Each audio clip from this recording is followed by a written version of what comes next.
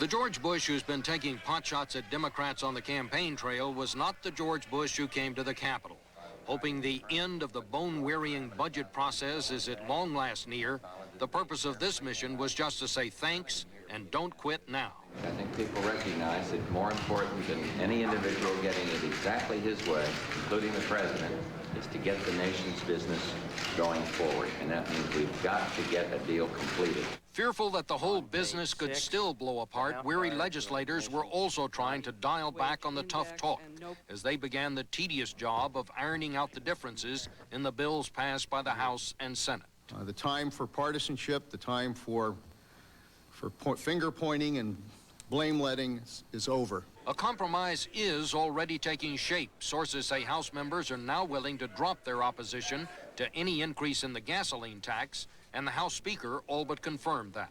To the extent that any tax on gasoline can be reduced, not necessarily eliminated, but reduced, that will be have favor in the Democratic Party.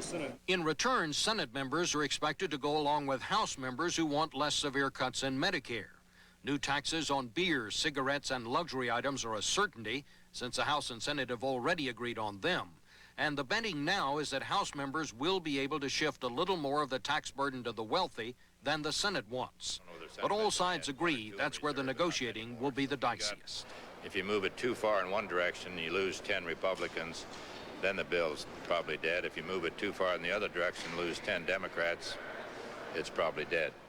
The president left for Camp David after signing the emergency funding legislation necessary to keep the government from shutting down at midnight. And the feeling here tonight is that the legislators will work out their differences this weekend so Congress can adjourn early next week and everyone here can finally go home. Dan? Thanks, Bob. The White House and Capitol Hill budget follies are being watched by an audience of voters around the country, many of them downright disgusted by the performance. With the congressional election now just 18 days away, incumbents, Republican and Democrat, are running scared. Correspondent Jerry Bowen has the view from the Pacific Northwest. Coos County, Oregon is a world away from the nation's capital, a troubled world. The rumble of the logging trucks through tiny North Bend is only an echo of what it used to be. Again this morning, there were more longshoremen than jobs at the Union Hall in Coos Bay. The anger and apprehension over what the politicians are doing in Washington is building faster than the wood chip piles down at the docks. Wood chips going to Japan to make paper. People in Coos County figure Washington will provide the red ink. They're inept at their jobs. If I was as badly suited to do what they're doing, I'd be fired. And I'm going to do my level best to fire them. They are absolutely going to do anything to reassure their election, and to hell with what's really happening to this country. In the view of the world, the local newspaper, Washington has turned into a circus, complete with political bozos. The people inside the Washington Beltway are a long ways from us, both physically and fiscally. And suddenly, four-term Senator Mark Hatfield, once considered unbeatable, is in a close race. Democrat Harry Lonsdale, millionaire businessman and barely a blip on the political radar just weeks ago, is only 6 points behind in the polls.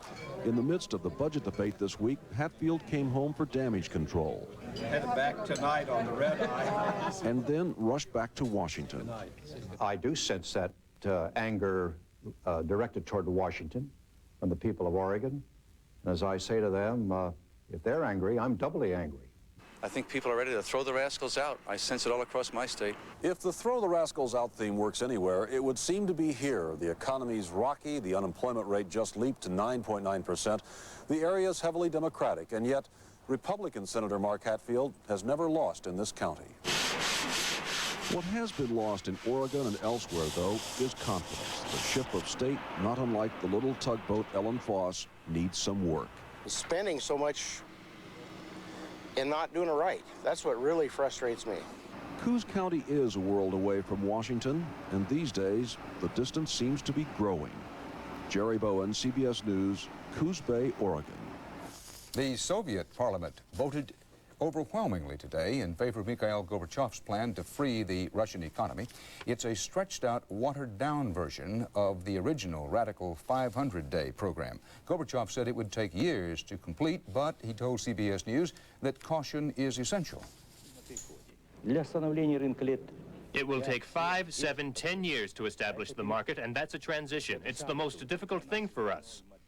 We must take the first steps in a way that people will feel protected during the transition and won't feel that the government is throwing them into a market inferno.